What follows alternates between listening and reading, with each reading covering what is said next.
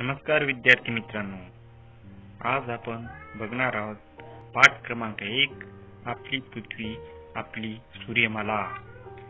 सुरुवात करूया। तर विद्यार्थी मित्रांनो, मैदानात उभे राहून वर पाहिले असता आपल्याला आकाश दिसते। रात्रीच्या निरभ्र आकाशात अनेक चांदणे दिसतात। त्या पृथ्वीपासून खूप दूरवर आहे।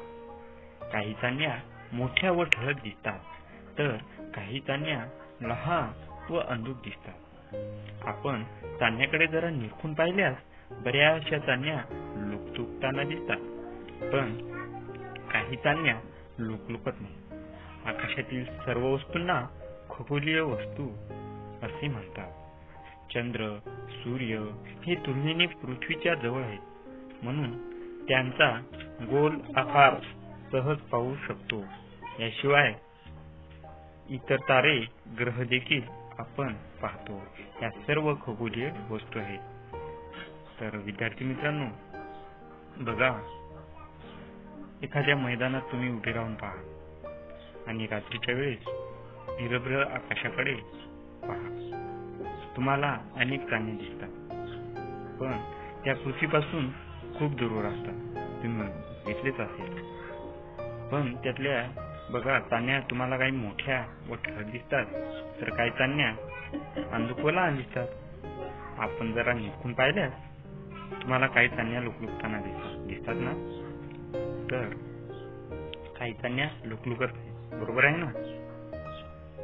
आकाशातील सर्व वस्तूंना आपण काय म्हणू? खगोलीय वस्तू म्हणू। त्यांना काय म्हणू आपण?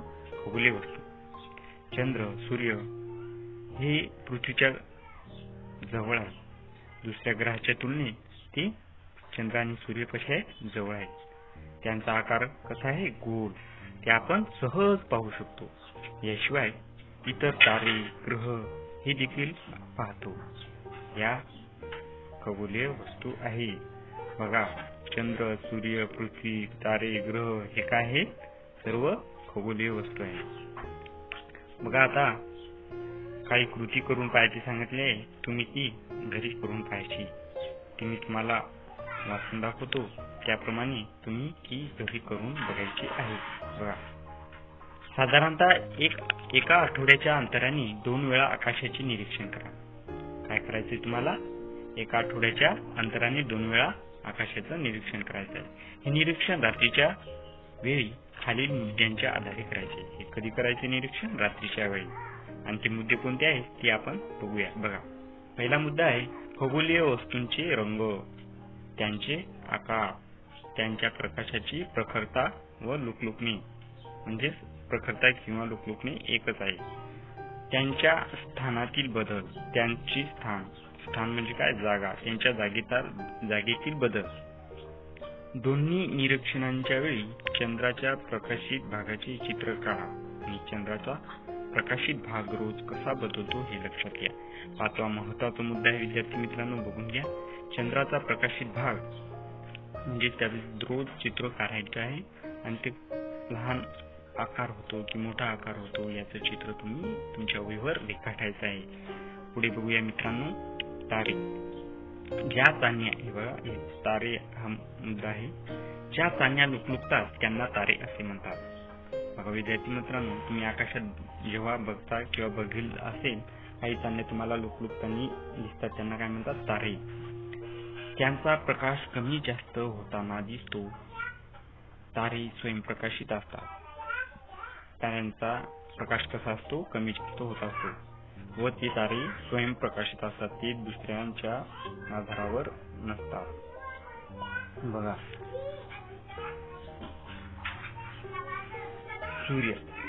सूर्य हा एक तारा आहे। सूर्य काय आहे? तारा। इतर ताऱ्यांच्या मानाने तो आपल्यापासून जवळ आहे, म्हणून तो मोठा व तेजस्वी दिसतो। त्याच्या प्रखर प्रकाशामुळे आपल्याला दिवसा चांदण्या दिसत नाही। सूर्य काय आहे? हा एक तारा आहे। त्याचा प्रकाश खूप मोठा आणि तेजस्वी आहे, कारण तो आपल्या जवळ आहे। त्याच्या प्रकाशामुळे आपल्याला दिवसा चांदण्या दिसत नाही, बरोबर आहे ना विद्यार्थी म्हणून? तुम्ही दिवसा चांदण्या बघू शकता का? नाही। इथे बघा, सूर्याचं चित्र दिलेलं आहे ते तुम्ही बघू शकता. खाली बघा, ग्रह.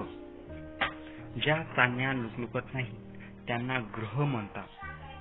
ग्रहांना स्वतःचा प्रकाश नसतो, त्यांना ताऱ्याकडून प्रकाश मिळतो. ग्रह स्वतःभोवती फिरता फिरता ताऱ्याभोवती फिरतात. तर विद्यार्थी मित्रांनो, जे ग्रह लुकलुकत नाही, म्हणजे ज्या चांदण्या लुकलुकत नाही त्यांना आपण ग्रह म्हणतो.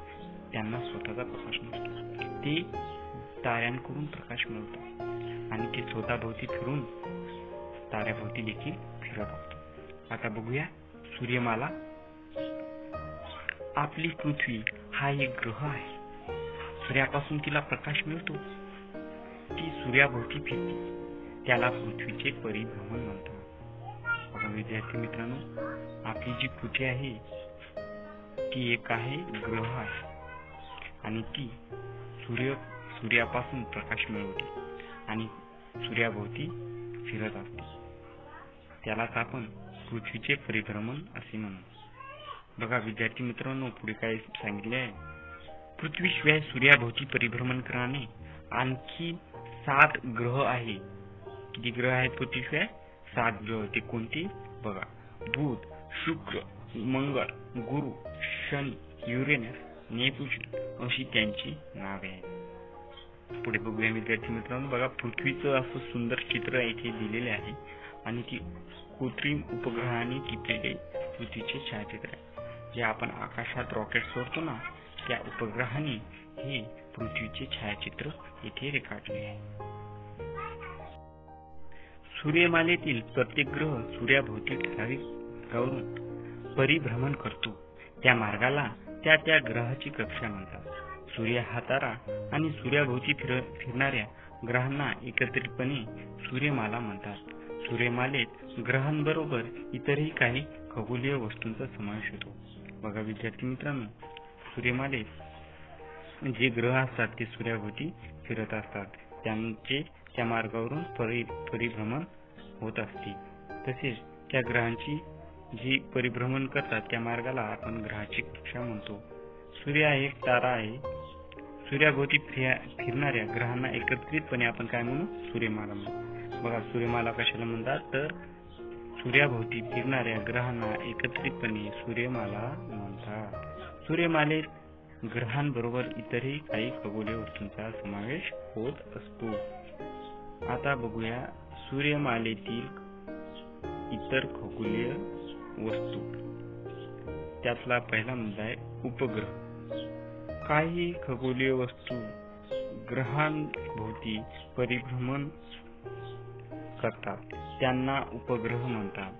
उपग्रहांनी सूर्यापासून प्रकाश मिळतो. रात्री आकाशात आपल्याला चंद्र दिसतो. तो स्वतःभोवती फिरता फिरता पृथ्वीभोवतीही फिरतो, म्हणून त्याला पृथ्वीचा उपग्रह म्हणतात. सूर्यमालेतील बहुतेक ग्रहांना उपग्रह आहेत. ग्रह आपल्याला उपग्रहासह सूर्याभोवती परिभ्रमण करतात. बघा, उपग्रह काय करतात? तर विद्यार्थी मित्रांनो, काही जे ग्रह असतात ते परिभ्रमण करत असतात खगोलीय वस्तूवर, त्यांना आपण उपग्रह म्हणू. उपग्रहांना सूर्यापासून प्रकाश मिळतो. त्यांना काय होते? सूर्यापासून प्रकाश मिळतो.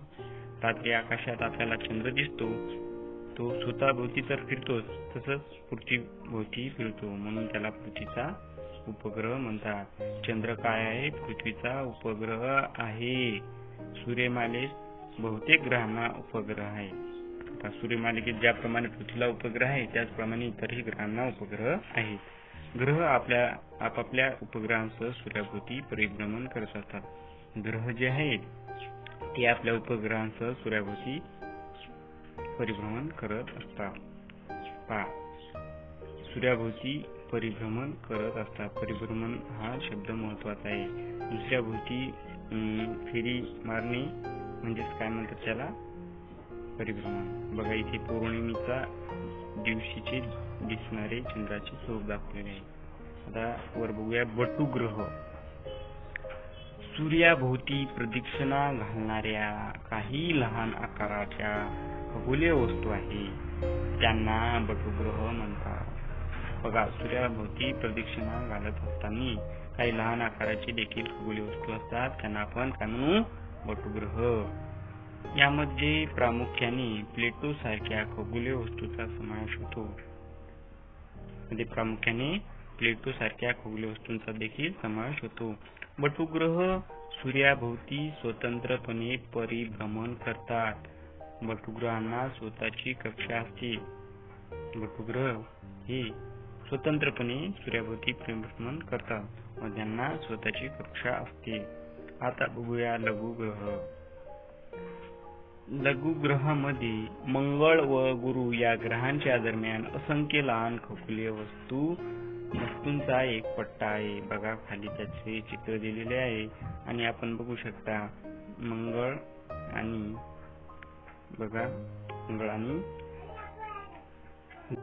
लघुग्रह. मंगळ व गुरु या ग्रहांच्या दरम्यान असंख्य लहान लहान खगोलीय वस्तूंचा एक पट्टा आहे. या पट्ट्यातील खगोलीय वस्तूंना लघुग्रह म्हणतात. लघुग्रह देखील सूर्याभोवती स्वतंत्रपणे परिभ्रमण करतात. बघा विद्यार्थी मित्रांनो, मंगळ व गुरु यांच्या दरम्यान असंख्य लहान लहान खगोलीय वस्तूंचा एक पट्टा असतो. या पट्ट्यातील खगोलीय वस्तूंना लघुग्रह असे म्हणतात. ते लघुग्रह सूर्याभोवती स्वतंत्रपणे परिभ्रमण करत असतात. सूर्याच्या तुलनेत सूर्यमालेतील इतर खगोलीय वस्तू आकाराने खूपच लहान. बघा, सूर्याचा आकार आणि इतर खगोलीय ज्या वस्तूंचा आकार असतो तो सूर्यापेक्षा खूपच लहान असतो. चंद्र पृथ्वीच्या सगळ्यात जवळ आहे म्हणून तो सूर्यापेक्षा आकाराने खूप लहान असून सुद्धा आपल्याला मोठा दिसतो. बघा, आपण सूर्य आणि चंद्र या दोघांचा फरक बघितला तर आपल्याला चंद्र हा कसा दिसतो? सूर्यापेक्षा मोठा, कारण तो पृथ्वीपासून जवळ आहे म्हणून, आणि सूर्य हा काय? पृथ्वीपासून लांब आहे म्हणून. तसं पाहता सूर्य हा चंद्रापेक्षा मोठाच आहे. कशाने? आकाराने. खाली आपल्याला सूर्यमालेची आकृती दिली आहे. त्यात मध्यभागी सूर्य आणि त्याभोवती परिभ्रमण करणाऱ्या खगोलीय वस्तू व त्यांच्या कक्षा दाखवल्या आहेत. सूर्यमालेत ग्रह, उपग्रह, लघुग्रह, बटुग्रह यांचा समावेश होतो. बघा, हे आपण बघू शकता. इथे सूर्य आहे, त्यानंतर बुध उजव्या हाताला, बुध, शुक्र, त्याच्यानंतर पृथ्वी, चंद्र त्याचा उपग्रह, त्याच्यानंतर पांढऱ्या पट्ट्यात ते लघुग्रह आहे, गुरु आणि मंगळच्या मध्यभागी, त्यानंतर गुरुच्या नंतर शनी, त्यानंतर युरेनस, नेपच्यून आणि प्लुटो हे ग्रह आहेत. सूर्यमालेच्या आकृतीत केवळ पृथ्वीचा उपग्रह दाखवलेला आहे. याची नोंद इथे बघा. सांगा पाहू, सूर्यमालेच्या चित्राचे निरीक्षण करा व पुढील प्रश्नाची उत्तरे द्या. हे बघा, तुम्ही हे तुमच्या घरी करून बघायचं आहे. पुढे बघा आता गुरुत्वाकर्षण. खगोलीय वस्तूंमध्ये एकमेकांना स्वतःकडे खेचण्याची म्हणजेच आकर्षित करण्याची शक्ती असते. या शक्तीला गुरुत्वाकर्षण शक्ती म्हणतात. सूर्याची ग्रहावर कार्य करणारी गुरुत्वाकर्षण शक्ती तसेच ग्रहाची सूर्यापासून दूर जाण्याची प्रवृत्ती यांच्या एकत्रित परिणामामुळे ग्रह सूर्याभोवती ठराविक अंतरावरून ठराविक कक्षेत परिभ्रमण करत असतात. याच पद्धतीने उपग्रहही ग्रहाभोवती परिभ्रमण करतात. बघा, ज्या खगोलीय वस्तू असतात त्या एकमेकांकडे खेचण्याची म्हणजे आकर्षित करण्याची एक शक्ती असते. या शक्तीला आपण गुरुत्वाकर्षण शक्ती म्हणू. या शक्तीमुळे हे जे ग्रह आहेत ते सूर्याभोवती ग्रहांची दूर जाण्याची प्रवृत्ती एकत्रितपणामुळे ग्रह सूर्याभोवती ठराविक अंतरावरून आणि ठराविक कक्षेत परिभ्रमण करत असतात. या पद्धतीने उपग्रही ग्रहाभोवती परिभ्रमण करतात. पुढील गोष्टी कोणत्या दिशेने पडतात? बघा, झाडावरून गळलेली पाने, फुले, फळे, डोंगरावरून सुटे झालेले खडक, आकाशावरून येणारा पाऊस हे काय होते? पुढे पृथ्वीच्या गुरुत्वाकर्षणामुळे पृथ्वीतील सर्व वस्तू पृथ्वीवर राहतात. एखादी वस्तू जोरात वर फेकली की ती शेवटी जमिनीवरून जमिनीवरच येऊन पडते. पहा, झाडावरून गळलेली पाणी फुले हे जमिनीवरच पडतात. त्यानंतर डोंगरावरून सुटे झालेले खडक हे देखील जमिनीवर पडतात. आकाशातून येणारा पाऊस देखील जमिनीवरच पडतो, बरोबर. त्यानंतर आता नवीन शब्द शिका. अवकाश. तर अवकाश म्हणजे काय? ग्रह, तारे यांच्या दरम्यान असणारी रिकामी जागा म्हणजेच अवकाश. यालाच अंतराळ असेही म्हणतात. आपण आता जे तुम्ही मागे सूर्यमालेतील जे चित्र बघितले ते बघा, मी तुम्हाला दाखवतो. हे या रिकाम्या जागेची जागा दिसते तुम्हाला या ग्रहांच्या, त्याला आपण काय म्हणू? अवकाश असे म्हणू. आता पुन्हा आपण आपल्या मुद्द्यावर परत येऊया. पृथ्वीपासून दूर आकाशात दिसणाऱ्या खगोलीय वस्तूंविषयी मानवाला नेहमीच कुतूहल राहिले आहे. बघा, पृथ्वीत आकाशात दिसणाऱ्या वस्तूंची मानवाला नेहमीच कशी आपल्याला पण देखील म्हणजेच मानव म्हणजे कोण? आपल्याला नेहमीच कुतूहल वाटले आहे. त्यासंबंधी संशोधन करण्यासाठी तेथपर्यंत जायला हवे असे त्याला वाटले. परंतु पृथ्वीवरून एखादी वस्तू अवकाशात पाठवण्यासाठी तिला पृथ्वीच्या गुरुत्वाकर्षणाची विरुद्ध शक्ती द्यावी लागते. त्यासाठी वापरात येणाऱ्या तंत्रास अवकाश प्रक्षेपण तंत्र म्हणतात. पहा, आता आपण कोणती वस्तूवर फेकली ती खाली येते, पण या विरुद्ध म्हणजे खाली न येणारी वस्तू अशी आपल्याला अंतराळात जाण्यासाठी तयार कराव्या शक्ती लागत होती, म्हणून ते तंत्र तयार केले. त्या तंत्राला काय म्हणतात? अवकाश प्रक्षेपण तंत्र. ओके, आता पुढे बघूया. बघा, हे तुम्हाला माहित आहे का? या चित्रामध्ये तुम्हाला दाखवलं आहे भारतीय अवकाश मोहीम चंद्रयान. हे काय आहे? चंद्रयान. इथे चित्र बघू शकता. बघा, माहिती दिलेली आहे त्यासंबंधी. भारतीय अवकाश संशोधन संस्था ISRO याचा शॉर्ट फॉर्म आहे आणि त्याला इंडियन स्पेस रिसर्च ऑर्गनायझेशन असे म्हणतात. ही संस्था जी आहे ती या संस्थेमार्फत चंद्रावर 22 ऑक्टोबर 2008 रोजी यान सोडले गेले. बघा, चंद्रावर 22 ऑक्टोबर 2008 रोजी हे यान सोडले होते. चंद्रयान 1 या नावाने ही मोहीम ओळखली जाते. मंगलयान हा भारताचा आणखी एक महत्त्वाचा उपक्रम आहे. मंगलयान हा काय आहे? भारताचा आणखी एक उपक्रम आहे. हा उपक्रम MOM मार्स ऑर्बिट मिशन या नावाने प्रसिद्ध आहे. 5 नोव्हेंबर 2013 रोजी मंगलयान मंगळ ग्रहाच्या दिशेने झेपावले. हे यान मंगळ ग्रहाभोवतीच्या कक्षेत 24 सप्टेंबर 2014 रोजी प्रस्थापित झाले. पहिल्याच प्रयत्नात इस्रोने हे यश प्राप्त केले. भारताची ही दोन्ही याने मानवविरहित आहेत, म्हणजे ज्यामध्ये मानव नाहीत अशी. चंद्र व मंगळाच्या सखोल अभ्यासासाठी ही याने पाठवली आहे. बघा, हे मंगळयान आहे. या मंगळयानाचं चित्र तुम्हाला इथं दिसत आहे. त्यानंतर मंगलयानाने काढलेले भारतीय प्रदेशाचे हे छायाचित्र आहे. आता पुढचा टॉपिक बघूया. दिवाळीच्या फटाक्यांमध्ये रॉकेट नावाचा फटाका असतो. त्यात विस्फोटक पदार्थ ठासून भरलेले असतात. त्यांचे झपाट्याने ज्वलन होऊन खूप ऊर्जा निर्माण होते. रॉकेटच्या रचनेमुळे फटाका ठराविक दिशेने वेगाने ढकलला जातो.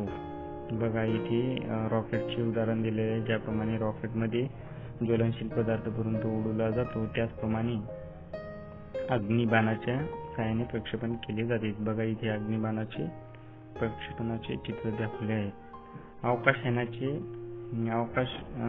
अवकाशात प्रक्षेपण करण्यासाठी शक्तिशाली अग्निबाणाचा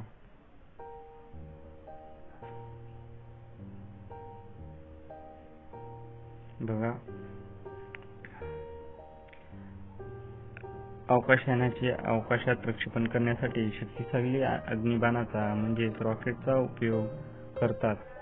रॉकेटमध्ये प्रचंड प्रमाणावर इंधन जाळले जाते आणि त्यामुळे हजारो टन वजनाच्या अवकाशयान अंतराळात नेले जाते. 20व्या शतकात जगातील काही देशांनी अवकाश प्रक्षेपण तसेच अवकाशयानासंबंधी तंत्रज्ञान विकसित केले. शेकडो अवकाशयाने अंतराळात आपला देश अवकाश प्रक्षेपण तंत्रज्ञानाच्या विकासासाठी प्रसिद्ध आहे.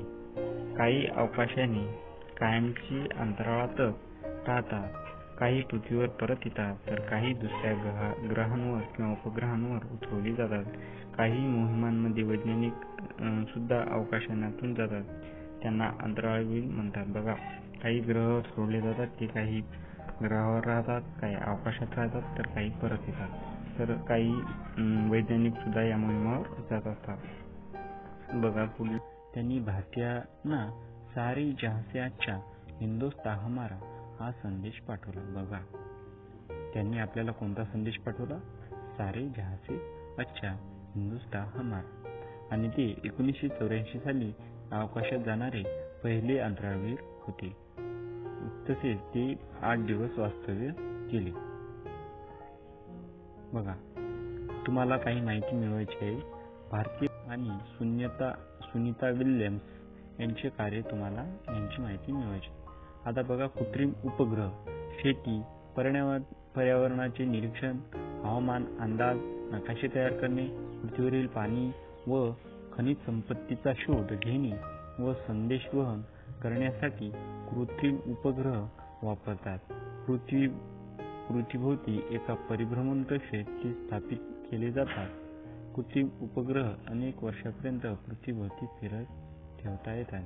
बघा, शेतीचे, पर्यावरणाचे निरीक्षण व हवामानाचे अंदाज तसेच नकाशा तयार करण्यासाठी, तसेच पृथ्वीवरील पाण्याचा शोध, खनिज संपत्तीचा शोध घेण्यासाठी, संदेशवहन करण्यासाठी या कृत्रिम उपग्रहांचा वापर करतात. तसेच पृथ्वीच्या एका परिभ्रमण कक्षेत हे स्थापित करून ते अनेक वर्ष पृथ्वीभोवती फिरते ठेवतात. बघा पुढे, तुम्हाला हे नेहमी लक्षात ठेवावं लागेल. पृथ्वीसारखी सजीव सृष्टी असलेला एकही ग्रह अवकाश संशोधनात अद्याप सापडलेला नाही. बघा, पृथ्वी ही एक अशी जीवसृष्टी आहे ती अजून संशोधकांना अवकाशात दुसरा असा ग्रह त्यांना शोधता आला नाही. त्यामुळे आपली पृथ्वी हा एक अनमोल ग्रह आहे. आपली पृथ्वी कशी आहे? एक अनमोल ग्रह. पृथ्वीवरील पर्यावरणाची कोणत्याही कारणाने हानी होणार नाही. यामुळे सजीव सृष्टीच्या ऱ्हासाला कारणीभूत ठरते. बघा, पृथ्वीवरील होणारे प्रदूषण, पाण्याचे, हवेचे, जमिनीचे तसेच इतर कोणतेही प्रदूषण आपल्या पृथ्वीला हानिकारक आहे. त्यामुळे सजीव सृष्टीचा ऱ्हास होऊ शकतो. आता आपण काय शिकलो? सूर्य हा तारा आहे. सूर्यमालेतील इतर सर्व खगोलीय वस्तूंना सूर्यापासून प्रकाश मिळतो. सूर्य व त्याच्या भोवती परिभ्रमण करणारी पृथ्वी, इतर 7 ग्रह, उपग्रह, बटुग्रह आणि लघुग्रह यांना एकत्रितपणे सूर्यमाला असे म्हणतात. तसेच गुरुत्वाकर्षणामुळे पृथ्वीवरील वस्तू पृथ्वीवरच राहतात. अवकाश भ्रमण करण्यासाठी पृथ्वीच्या गुरुत्वाकर्षणाच्या बाहेर पडावे लागते. त्यासाठी अग्निबाणाचे तंत्रज्ञान वापरतात. विद्यार्थी मित्रांनो, हा पाठ आता इथे संपला आहे. धन्यवाद.